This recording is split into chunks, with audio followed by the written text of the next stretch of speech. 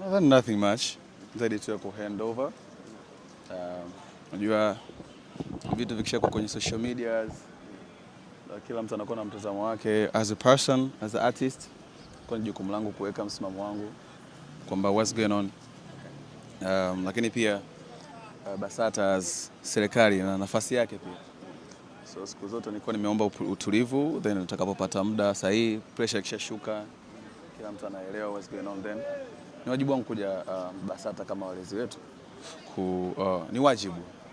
I mean, mimi nishamaliza siku nyingi, lakini kama nilivyoeleza kwamba BASATA ni baraza letu la sanaa la suluhisho taifa, so ni wajibu kufika BASATA na kueleza kama walezi wetu, lakini msimamo wangu ni ule ule, nishachana na hivyo vitu na I wish him all the best. Unajua kuna kauli wanasemaga utavuna ulichopanda na sio utavuna ulipopanda.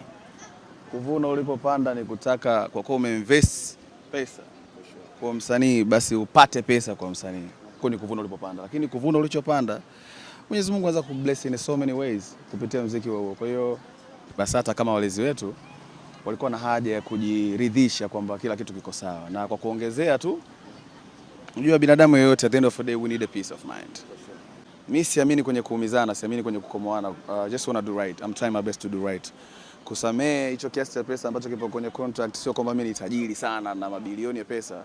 A dream was wote tuweze ku make it kwa pamoja, lakini kama Mwenyezi Mungu hajapanga huko, mimi atani bless in so many ways. So kuna vitu vingi vya kufanya, haisingependeza kuja hapa kama kushindana. I'm so happy leo nimekuja hapa kwa ajili ya ku hand over vitu vya mdogo wangu as a CEO wa kampuni, na hamna kitu kingine cha ziada.